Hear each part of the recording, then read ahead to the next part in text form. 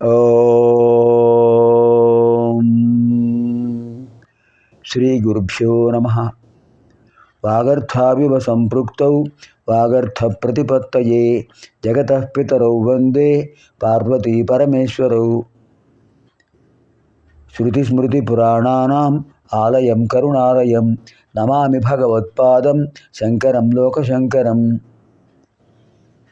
శివానందలహరి 95వ శ్లోకంలో మనం ప్రవేశిస్తున్నాం. ఇప్పుడు ముందుగా వందే శివం శంకరం ద్వితీయ శ్లోకం. వందే సర్వజగద్విహారమతులం వందేంథకధ్వంసినం వందే దేవశిఖామణిం శశినిభం వందే హరేర్వల్లభం వందే క్రూరభుజంగభూషణధరం వందే శివం చిన్మయం వందే భక్తజనాశ్రయం చ వరదం వందే శివం శంకరం. ఇక్కడ ఉన్న శ్లోకాలన్నిటి కూడా అన్నిట్లోనూ చివర వందే భక్త జనాశ్రయం చ వరదం వందే శివం శంకరం, అది మకుటం. వందే సర్వజగద్విహారమతులం, సర్వజగద్విహారం అతులం. జగత్తులో స్వేచ్ఛగా విహరించేవాడెవడు? పరమేశ్వరుడే. ఆయనకు వందే నమస్కారం చేస్తున్నాను. వందే సర్వజగద్విహారం అతులం. ఆయనకు సాటి ఎవరున్నారండి? ఆయనకు ఆయనే సాటి. గగనం గగనాకారం సాగర సాగరోపమః. శివ శివ శివయేవ సాక్షాత్. ఆకాశానికి ఆకాశమే, సాగరానికి సాగరమే. దానికి ఇంకో ప్రత్యామ్నాయం ఉందా? ఇంకో ఉదాహరణ ఉందా? పోలిక ఉందా? శివుడికి శివుడే. అంచేత అతులం, సాటి లేనివాడు. వందే అంధకధ్వంసినం, వందే అంధకధ్వంసినం. ఇక్కడ అకార ప్రశేషం ఉంది. వందే అంధకధ్వంసినం. అంధకాసురుని సంహరించినాడు ఆ పరమేశ్వరుడు. అంధకాసురుని సంహరించినటువంటి ప్రదేశం ఉజ్జయిని నగరం. ఆయనే మహాకాళేశ్వరుడు. వందే దేవశిఖామణి, దేవతలలో శిఖామణి ఆయన. శిఖామణి అంటే శిరో రత్నం. అన్నిటికంటే ముందు కనిపించే శిరస్సును ధరించే రత్నం. ఆ శిరోరత్నమే ఆ పరమేశ్వరుడు. శశినిభం, చంద్రుడు ఎంత ఆహ్లాదకరంగా ఉంటాడో అంత ఆహ్లాదకరమైన అనుగ్రహ దృష్టి మనకు ప్రసరం చేస్తాడు స్వామి. వందే హరేర్వల్లభం, హరేహ వల్లభ హరేర్వల్లభ. హరికి ఇష్టడు. శ్రీ మహావిష్ణువుకు శివుడు అంటే ఇష్టం, శివుడికి శ్రీ మహావిష్ణువు అంటే ఇష్టం. శివుడు ఎప్పుడు రామనామం జపిస్తుంటాడు, రాముడు ఈశ్వరుని జపిస్తుంటాడు. కేశవుడు శివుని జపిస్తుంటాడు, శివుడు కేశవుని జపిస్తుంటాడు.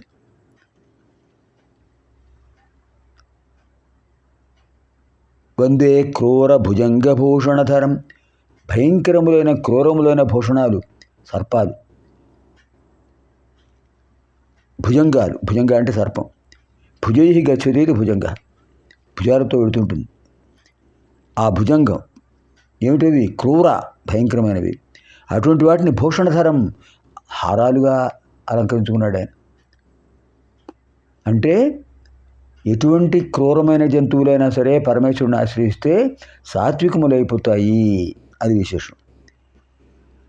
వందే శివం చిన్మయం, శివం మంగళకరుడు. చిన్మయం, చిత్మయ, చిన్మయ. చిత్ అంటే జ్ఞానం, చిన్మయ జ్ఞానస్వరూపుడు ఆయన. వందే భక్తజన ఆశ్రయం చ వరదం వందే శివం శంకరం. భక్తజనులకు ఆశ్రయుడు ఆయనే. అటువంటి శంకరుడైన శివుణ్ణి ధ్యానిస్తున్నాను, నమస్కరిస్తున్నాను.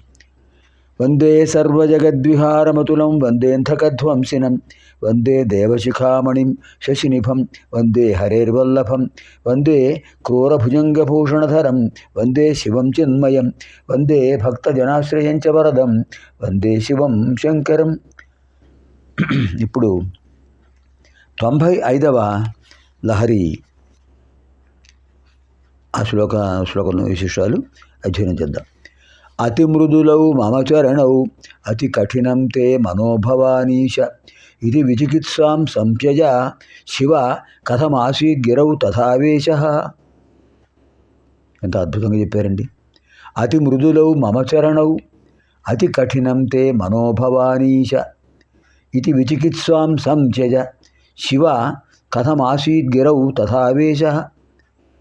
భవానీశ, ఓ భవానీపతే, శివ మమ చరణవు, నా పాదాలు అతి మృదులవు, చాలా మృదులంగా ఉంటాయి స్వామి నా పాదాలు. ఎందుకంటే నీకోసం సంచరిస్తుంటాయి, నీకు ప్రదక్షిణ చేస్తుంటాయి.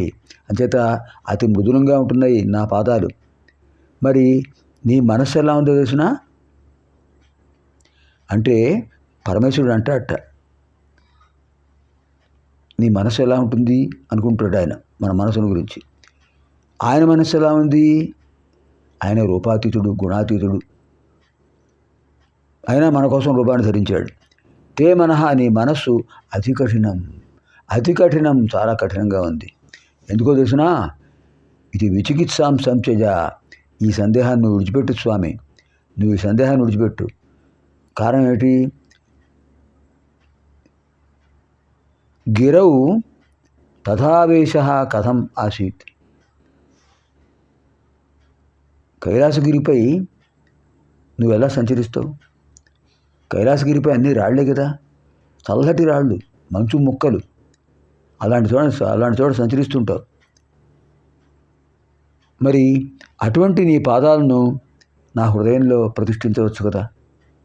నా పాదాలు మృదువులే, నా హృదయము మృదులమైందే, ఏది కఠినమైంది కాదు. కానీ నీ మనస్సు కఠినం, నీ పాదాలు కఠినమే. నీ మనస్సు కఠినం కాకపోతే నన్ను అనుగ్రహిస్తావు కదా. నీ పాదాలు కఠినం కాకపోతే నా హృదయంలో ప్రతిష్ఠిస్తాను కదా. నువ్వు ఆ సందేహం విడిచిపెట్టు స్వామి. కఠినమునైనా కఠినం కాకపోయినా కూడా నీవు నా ఆరాధ్య దైవం. అది ఇక్కడ విశేషం. ఇది విచికిత్సాం సంచయ. ఆ సందేహాన్ని విడిచిపెట్టు. ఒకవేళ సందేహమే నీకుంటే గిరవు తథా ఆవేశ కథం ఆసీత్. ఆ కైలాసగిరిపై ఎలా సంచరిస్తావు నువ్వు? ఓ శివ పార్వతీపతే, నా పాదాలు అత్యంత మృదులములు, నీ మనస్సు అత్యంత కఠినం. అందులో నివసించడం ఎలా అనుకుంటావేమో. అంటే పరమేశ్వరుని గురించి చెప్తున్నాడు స్వామి. నువ్వు అనుకుంటావు నా పాదాలు మృదులమైనవి, వీడి మనసు కఠినమైంది, భక్తుడి మనసు అనుకుంటున్నావేమో. కాదు, నీ పాదాలు మృదువులైనవి ఎలా అవుతాయి? ఇక్కడ భక్తుడు తన గురించి అని చెప్పుకోవడం కాదు, పరమేశ్వరుడు అలా అనుకుంటాడని భక్తుడు అనుకుంటున్నాడు. నా పాదాలు మృదువులైనవి, నీ మనస్సు కఠినమైనది అని అనుకుంటున్నావేమో. అలా అనుకోకు. అలాంటి సందేహం ఉంటే కఠినమైన కైలాస పర్వతం మీద నీ పాదాలు ఎలా ఉంటాయి? కైలాసం నీకు ఎలా నివాసమైంది? అంచేత నీ పాదాలు కఠినములు అయినా కూడా, నీ పాదాలు మృదులమే అనుకుంటున్నావు, మృదులమైనవి కావు, కఠినమైనవే. అయినా కూడా నా మనస్సు మృదులమైనది కనుక నా మనస్సులో నివాసం ఏర్పాటు చేసుకున్నావు. నా మనస్సు మృదులమైంది, నా మనసు కఠినమైనది కాదు, అంచేతే నీకు నివాసమైంది అని చెప్పాడు. అతి మృదులవు మమచరణవు అతి కఠినంతే మనోహ భవానీష ఇది విచికిత్సాం సంశయ. నా పాదాలు మృదుమైనవి,